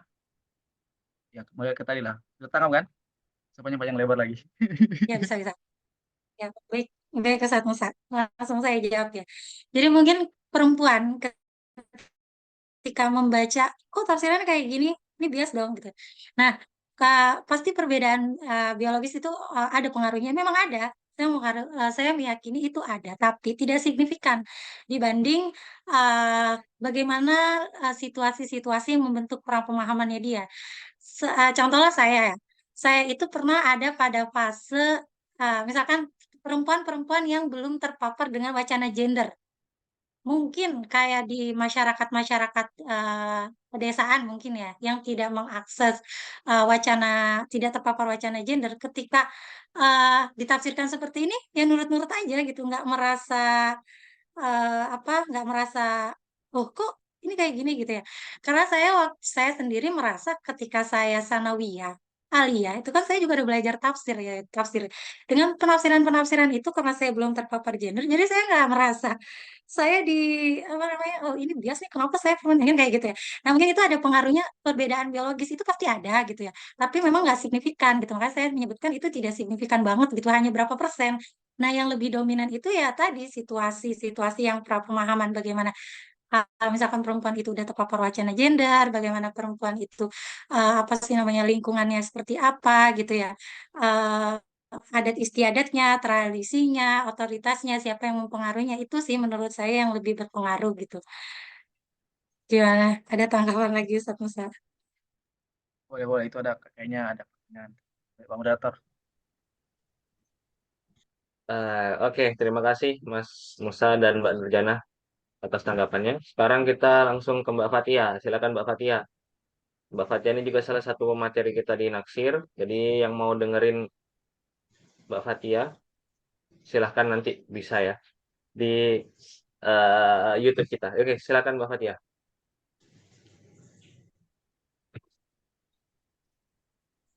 Di unmute dulu, di unmute. Dibuka dulu. Ustaz. Oke, terima kasih kesempatannya.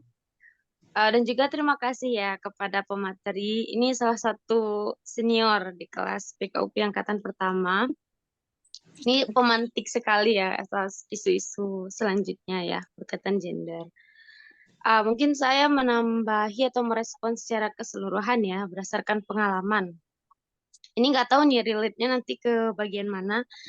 Tapi terkait mungkin barometer ya, barometer tidak tertulis dalam pandangan feminis itu menurut saya adalah emosional, sisi emosional.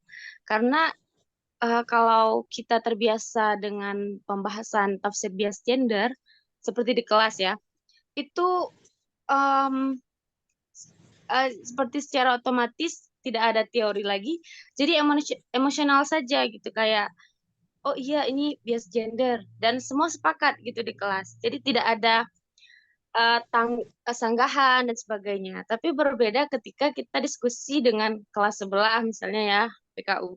Nah itu pasti ada tuh pertanyaan teori-teori dasar dan sebagainya. Jadi dari pengalaman sendiri memang terlihat kalau diskusi di ranah perempuan saja itu cenderung tidak ada sanggahan, berjalan mulus gitu. Tapi kalau sudah didudukkan dengan laki-laki perempuan, itu pasti lebih panjang dan berlanjut. Bahkan kadang teori sanggahannya itu lebih kuat daripada em, apa teori dasar feminis sendiri gitu. Itu Dan lu masak menurut air saya. kan? Coba baunya apa tuh? Dapur. Ya, ditanggapi nih, Kak Fatia. Ya, yang mungkin ya itu. Kalau saya melihatnya itu karena otoritas ya. Karena kita kelas PKUP dari semester awal itu dicokoki gender lagi, gender lagi, gender lagi, ini yes, gender. Jadi hampir berapa dosen yang bicara tentang itu, yang mau nggak mau, kita pasti terbentuk gitu ya. Berbeda dengan PKU yang mereka fokusnya di dakwah ya mungkin ya. Apa ya seperti itu ya gitu. Jadi ya mungkin ada pembahasan gendernya, tetapi tidak tidak apa ya sebanyak kita lah yang di Istiqlal seperti itu, di PTIK itu lagi gitu ya pembahasannya.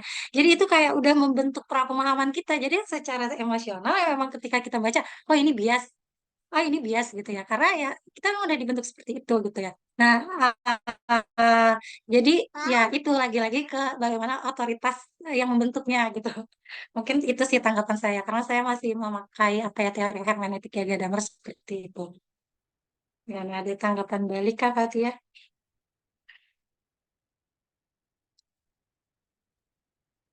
Ini udah itu aja Mbak. Kegelisahan pribadi sebenarnya. Lu kan Iya memang sih, mungkin karena Kak, yang mungkin kalau berbeda perempuan yang bukan kelas KUP mungkin ya mungkin coba kali-kali kita diskusi dengan teman-teman kelas perempuan di PTIK gitu ya, bukan PKUP tapi non PKUP. Apakah ia pernah pemahaman emosional kita sama atau enggak? Mungkin seperti itu atau enggak teman-teman maksudnya ini bukan bukan berarti PKUP gender banget gitu terus teman-teman PTIK yang lain enggak. Maksudnya beda kalau kita kan kayaknya gender tuh udah jadi makanan banget gitu ya. Semuanya dikaitkan dengan gender gitu. Jadi kayak udah secara emosional seperti itu gitu ya. Nah, mungkin yang ada pembahasan gender tapi dia tuh yang enggak seintens kita jadi enggak membentuk banget pemahamannya gitu ya mungkin tidak seperti itu juga gitu kalau menurut saya sih seperti itu saya melihatnya seperti itu gitu. Ya menarik ya. Jadi keresahan soal emosional ini jadi menarik gitu. Kenapa? Saya pernah menulis soal qiraah mubadalah dari perspektif menuju gerakan sosial gitu. Nah, saya kayaknya alfa deh untuk menulis bagian itu bahwa kenapa kok qiraah mubadalah itu begitu cepat ya berkembangnya, begitu masif menyebarnya, lalu bahkan dalam beberapa tahun saja sudah bisa menghadirkan konferensi-konferensi besar yang itu kemudian menjadi sebuah gerakan sosial gitu. Apalagi perspektif itu kemudian dipakai oleh KUPI gitu. Nah, dalam hal ini saya kayaknya Alfa deh melihat bahwasanya memang perspektif gender yang kemudian membawa narasi-narasi keadilan itu dalam tanda kutip karena kenapa saya kasih kutip tadi kan saya bilang egaliter itu bisa jadi nggak harus global gitu kan nggak harus globally tapi bisa locally gitu. Nah kemudian eh, karena narasi-narasi itu tidak pernah terjamah sebelumnya oleh perempuan-perempuan yang belum terliterasi gender lalu mendengar itu dan secara emosional cocok. Nah, kemudian secara emosional cocok ini yang menjadi basis bagi mereka kemudian mengambil perspektif tersebut gitu. Bukan basis akademis atau basis ilmiah gitu. Nah, itu yang kemudian tadi cocok banget itu Kak Fatia bilang kalau misalnya didiskusikan dengan kelas lain atau dengan yang kontra lah bahasanya gitu. Rasanya saat didiskusikan itu basis yang kita bawa sebagai pendukung gender kadang bisa saja kalah gitu atau tidak lebih kuat daripada yang menyanggah kayak gitu. Nah, jangan-jangan itu terjadi karena apa ya? Karena tadi memilihnya, kemudian meyakini dan menggunakannya itu karena alasan emosional, bukan alasan akademik gitu. Itu jadi sesuatu yang menarik menurut saya ya. Oke, silakan ada lagi teman-teman yang ingin bertanya, ingin memberikan respon. Oh, ada Kak ini Laki nih. kerudung hitam. Silakan Kak. Oh ini nih. Terima kasih kepada moderator dan Mbak pemateri. Eh, Masih melanjutkan yang apa ya, egaliter tadi gitu ya. Kan kalau salah satu alasan tafsir penafsir feminis itu kenapa patriarki itu harus ditolak gitu, harus ditolak karena berasal dari tradisi di zaman jahiliyah gitu. Jadi nggak mungkin itu kita dibawa ke zaman sekarang yang mana konteksnya sudah berbeda gitu, sudah sangat berbeda jauh gitu kan.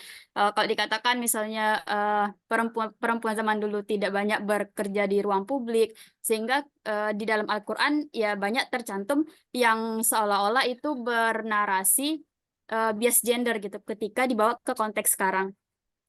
Tapi kita melihat ke banyak kasus yang mana itu masih tradisi jahiliyah, tapi masih berlaku sampai hari ini gitu.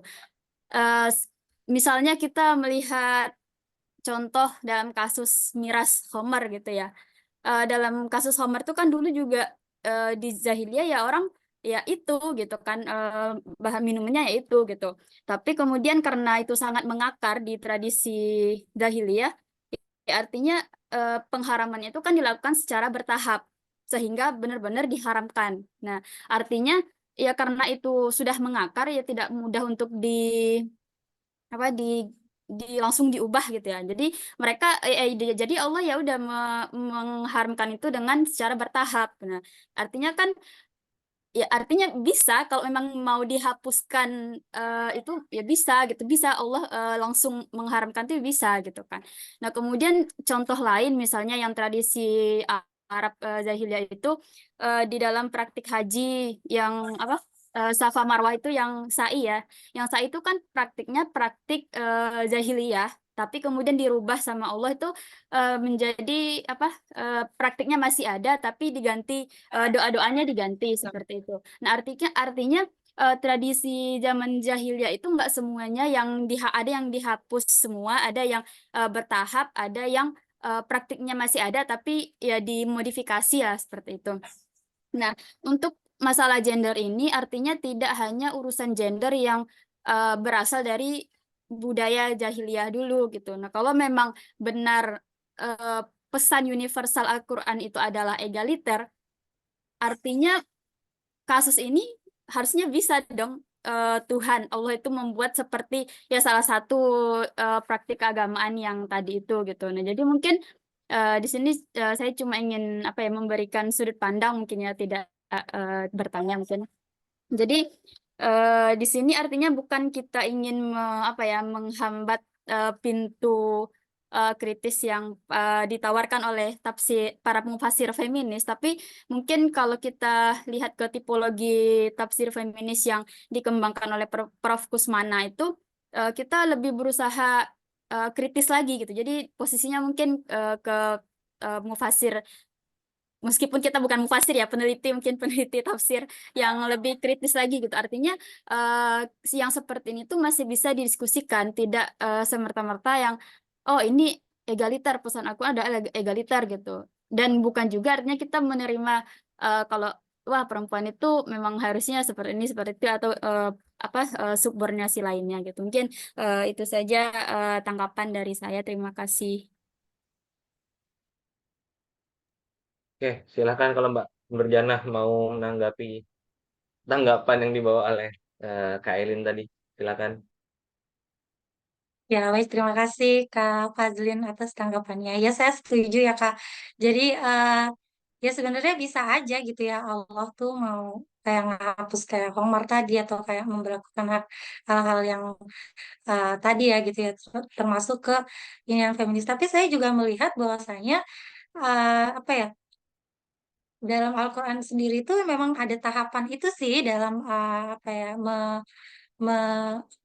apa ya, menjunjung tinggi martabat perempuan gitu ya. Nah, kalau mungkin dilihatnya seperti ini ya, kalau kayak praktek bukan praktek ya, tapi eh, keberadaan Al-Quran, keberadaan perempuan saat itu yang hina banget, yang kayak dikubur hidup-hidup gitu, kalaupun dia hidup dia hina gitu, perempuan punya menjadi aib gitu buat keluarganya gitu. Nah itu kan sedikit demi sedikit udah secara perlahan juga udah dihapus. Nah untuk praktek patriarki kayak apa, kayak laki-laki, yang tadi yang Arijal komunal, yang laki-laki itu lebih lebih Iya, iya. dijadikan koam Kayaknya dibanding maksudnya perempuan yang gitu ya. Nah, terjadinya ada. sebenarnya uh, itu masih apa ya? Masih bisa gitu ya. Cuma memang masih tetap kayak seperti Said tadi gitu. Itu masih bisa berlanjut, nggak benar-benar dihapus gitu. Dengan karena dengan narasi-narasi yang tadi kalau saya bilang tuh yang tetap menjadikan, bukan berarti ini sebagai dia itu bertindak sewenang-wenang gitu ya, tetapi ada jalinan mitra yang bagus di antara keduanya gitu, seperti itu. Nah, gitu. Jadi memang ya bisa bisa saja gitu Allah menghapus, tapi ada tahapannya juga. Dan eh, kayak apa ya? Kayak contoh yang lain, misalkan apa ya? Udah itu aja deh mungkin. Takut nggak nyambung contohnya. Kita aja saya tanggapannya. Ya menarik itu ya. Jadi memang, tapi memang itu kalau narasi yang dibangun adalah bahwasannya gender atau ya proses Islam kemudian memanusiakan perempuan itu adalah proses yang tadriji juga sebagaimana proses-proses syariat yang lain. Eh, saya rasa iya, tetapi gimana ya? Dalam beberapa proses syariat yang lain itu juga ada yang langsung final di Quran, ada yang tidak. Contohnya kayak budak, perbudakan itu kan tidak final ya, di Quran masih ada. Tapi kemudian dia secara praktek itu hilang gitu, dihapuskan.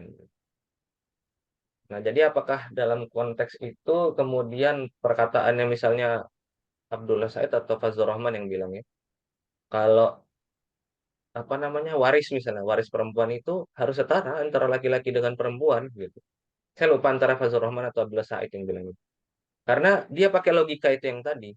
Karena memang ada bagian dari Quran itu yang sifatnya tadrijian dan selesai. Ya, selesai redaksinya selesai itu juga ada di Quran. Tapi ada yang nggak selesai gitu. Selesainya setelah setelah atau pasca pewahyuan gitu. Seperti apa? Seperti perbudakan gitu. Nah, dalam hal ini perempuan juga sama gitu. Ada yang berargumen semacam itu. Oke, itu juga jadi diskusi yang menarik dan tentunya itu bisa lagi dijadikan sebagai inspirasi untuk kajian-kajian selanjutnya. Nah, apakah ada lagi teman-teman yang ingin memberikan apa namanya, memberikan tanggapan maupun pertanyaan untuk menyambung diskusi ini? Oh ya, untuk yang bertanya soal apa tadi? Absensi ataupun apa nih? Ya, absensi, daftar hadir. Jadi memang kami tidak menyediakan hal-hal semacam itu karena untuk sertifikat sendiri baru kami berikan di pertemuan ke-8 begitu ya. Jadi tidak di pertemuan saat ini. Eh, karena bagi kami kita ini bebas berdiskusi di sini, bebas hadir juga seperti itu. Dan sertifikat itu cuman komplementer dan itu di akhir gitu. Jadi seperti itu. Oke, saya mau sampaikan satu pertanyaan terakhir saya nih sebelum kita menutup diskusi ini. Dan ini saya kembalikan lagi ke diskusi awal kita soal mufasir. Apa perbedaan biologis dari mufasir itu apakah kemudian berimplikasi terhadap perbedaan penafsiran seperti itu. Nah, dalam konteks ini yang diambil oleh Mbak Nurjanah kan adalah para mufasir dari Timur Tengah seperti itu. Jadi kemudian setelah menyimpulkan bahwasanya memang perbedaan biologis itu tidak berimplikasi secara nyata terhadap perbedaan penafsiran, dan justru yang berimplikasi secara nyata atau secara signifikan itu adalah perbedaan prapemahaman tadi atau efektif history itu bahasanya Gadamer gitu. Itu yang lebih lebih punya peran besar terhadap nanti perbedaan penafsiran yang terjadi. Nah, dalam hal ini kemudian saya ingin bertanya. Jadi apakah kemudian produk penafsiran mereka yang apa namanya tidak berbeda meskipun mereka berbeda secara biologis, tetapi dengan berbagai kesamaan itu yang tadi, artinya ya berbagai kesamaan itu tadi secara sosio, secara geo maupun secara geopolitik itu tadi sama, hampir sama semua ya antara Zainab dengan Said Kutub begitu. Bahkan sumber pengetahuannya juga hampir sama seperti itu. Karena mereka nanti kalau ditelusuri sama-sama tembusnya ke Muhammad Abduh gitu. Di sini saya ingin bertanya, jadi kemudian apakah kesamaan produk mereka yang di satu sisi kita tidak bisa sebut, atau di satu sisi kalau masih pakai pandangan feminis itu masih masih kurang kurang kurang apa ya kurang equity, tapi kalau kita lihat dari khazanah atau kita bandingkan dengan khazanah penafsiran sebelumnya yang di abad klasik atau pertengahan itu sudah sangat-sangat jauh lebih ya sangat jauh lebih lebih lebih apa equity daripada sebelumnya. Nah, di sini saya ingin bertanya apakah kemudian persamaan itu terjadi karena memang eh, eh, dalam konteks mereka itu ya perempuan tidak mengalami hal tersebut gitu. Mbak dapat menelusuri nggak? Jadi kayak bagaimana sih konteks kehidupan perempuan yang terjadi pada saat itu gitu. Di konteksnya Zainab maupun di konteksnya Said Kutub gitu. Apakah kemudian hal itu memang mempengaruhi mereka kemudian sama, dalam tanda kutip sama ya, produk pemikirannya, ataukah ada hal lain misalnya? Nah, hal lain misalnya ini saya punya kecurigaan misalnya karena mereka itu kalau ditelusuri secara apa namanya guru atau inspirasi pemikiran mereka itu akarnya itu hampir sama gitu. Jadi ada kemungkinan juga mereka itu tidak tidak apa namanya tidak memproduksi pemikiran yang memang hal itu adalah cerminan atau refleksi daripada konteks mereka pada saat itu, tetapi adalah pemikiran yang memang mewariskan daripada pemikiran yang sebelumnya gitu. Jadi itu adalah proses transmisi intelektual saja daripada lebih daripada refleksi pengetahuan yang kemudian tercerminkan dalam tafsir gitu. Nah, itu. Jadi itu sih yang pengen tak tanyakan, Mbak. Dapat nggak meneliti bagian hal itu gitu. Jadi tentunya kalau itu dicari kayaknya apa namanya menjadi sesuatu yang semakin menarik gitu. Silakan Mbak Jan. Oh, sepertinya freeze ya, nge-freeze Mbaknya. Iya, freeze mbaknya itu. Iya, Mbaknya nge-freeze. Wah, Ya. kan nggak dengerin dari awal nih. Wow, lempar, Oh iya. lempar guys. Login lagi. Eh, kita tunggu dulu Mbak. Nge-freeze. Freeze Nggak kemudian dengar itu lempar. kayak. Kalau aku males udah nggak bisa ngulang lagi nih kayak ngomong gitu.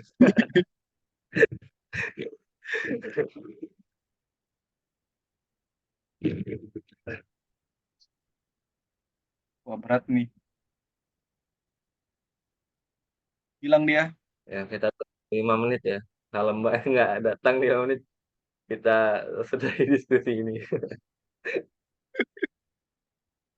Oke, teman-teman lain kalau ada yang mau memberikan pertanyaan atau tanggapan kami persilahkan ya. Nanti kalau Mbaknya nggak ada, biar kami nanti jadi cosplay Mbaknya gitu. Ada juga kok anu apa orang-orang PKUP di sini. Ada yang tadi Mbak Hani Fazlin, Mbak Fatia tuh. Iya, Nah ini datang nih. Tapi ini ada nge-freeze ya Mbak. maaf tadi tiba-tiba jaringannya down kali. Masih kurang lancar sih kayaknya Keluar, saya jaringannya. keluar Zoom. Ini jaringannya masih kurang lancar juga, Mbak. Masih terputus-putus.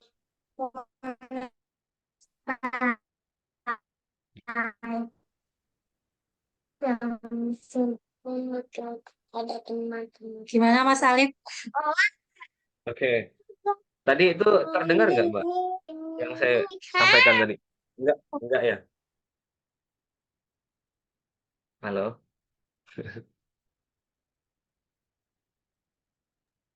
Misalnya Saya Coba tidak balik lagi. dengar sama sekali tadi Mas.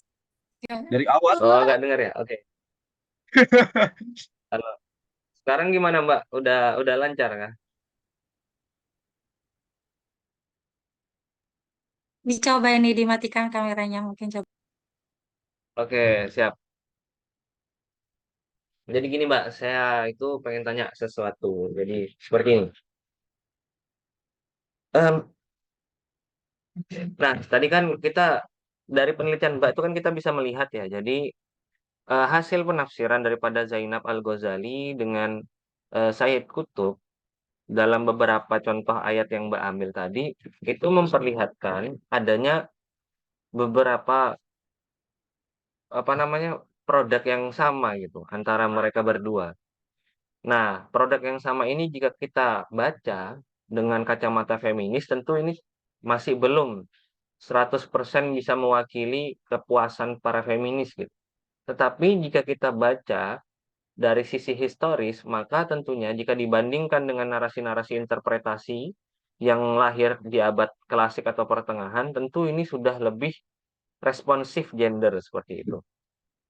Nah, dalam hal ini, yang kemudian saya ingin tanyakan adalah, apakah apakah persamaan ya produk penafsiran itu sejatinya memang merefleksikan konteks mereka, ya, konteks perempuan ataupun konteks kehidupan sosial mereka pada saat itu yang berkaitan dengan perempuan, ataukah sebenarnya eh, penafsiran mereka itu hanyalah sebatas transmisi pengetahuan saja daripada apa yang mereka ketahui dari para pendahulunya seperti itu.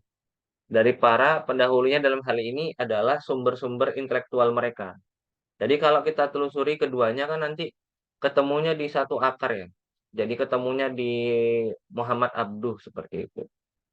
Nah, apakah hal itu yang menjadi alasan utama kenapa kok pandangan mereka sama atau memang itu hasil refleksi mereka sehingga tadi kalau kita pakai atau kita baca itu dengan apa namanya kacamatanya Gadamer. Jadi memang betul pemahaman mereka seperti itu karena konteksnya begitu. Lalu ketemu Quran, terjadi fusion of horizon dan lahirlah seperti itu. Lahirlah tafsirnya seperti itu. Jadi karena mereka punya pemahaman yang sama, jadi punya potensi setelah terjadi fusion of horizon antara horizon mereka dengan horizon Quran, hasilnya sama seperti itu. Nah, itu Mbak yang ingin saya tanyakan. Bisa ditangkap ya?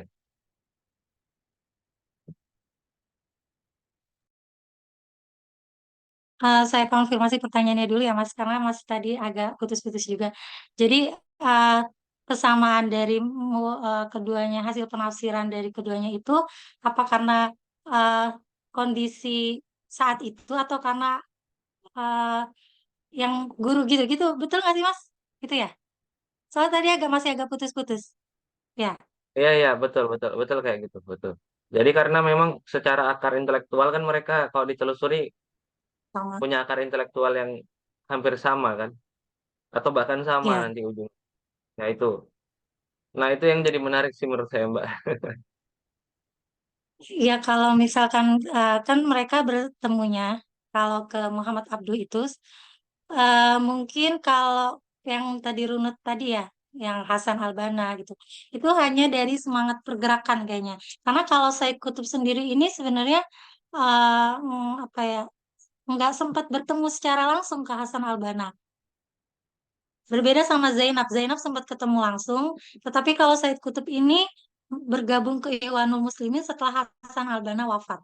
Jadi kalau yang nyambung tadi ke Muhammad Abduh, Jalaluddin Afghani, itu mungkin eh, dari segi apa ya, semangat ini aja, Islamis modernisnya yang moderat gitu ya. Tapi kalau untuk dari pemahaman ininya kayaknya mereka, saya belum sampai sejauh itu menelusuri sampai ketemu ke siapa gitu ya. Karena kan mereka sama-sama belajar di Kairo ya, yang satu di Al Azhar, yang satu di Universitas Kairo. Ya mungkin kalau ditelusuri gurunya mungkin akan ketemu ke, ibarat kata kayak ada grand sheikh-nya waktu itu siapa, mungkin bisa di situ. Tapi saya nggak sampai sejauh itu, gitu Mas Alif. Gimana? Begitu nggak maksudnya? Oke, oke. Enggak, Pak. Itu akhirnya membuka celah baru sebenarnya bagi penelitian selanjutnya. Jadi kan tadi ada di slide terakhir yang Mbak sampaikan tadi ya, di PowerPoint-nya itu kan memperlihatkan ada beberapa mufasir perempuan ya. Ada beberapa mufasir perempuan dengan karya tafsirnya dan rata-rata itu alumni Azhar semua ya, Mbak ya? Enggak juga. Itu ada di daerah yang bahasa versi, daerah Iran, ada Hmm, daerah mana lagi gitu ya. Itu enggak semuanya di Mesir. Itu ada di Iran, pokoknya itu ada yang pakai bahasa versi ya, ada yang oh, pakai iya, ya. bahasa Urdu juga ada gitu. Jadi enggak semuanya Enggak Mesir semua gitu. tapi dominannya Mesir kan? Ya dominan Mesir.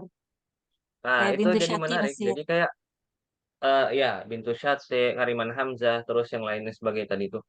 Eh, Hal yang menarik adalah nanti misalnya teman-teman ya, ini inspirasi bagi kajian selanjutnya bisa bisa ditindaklanjuti tentunya ya.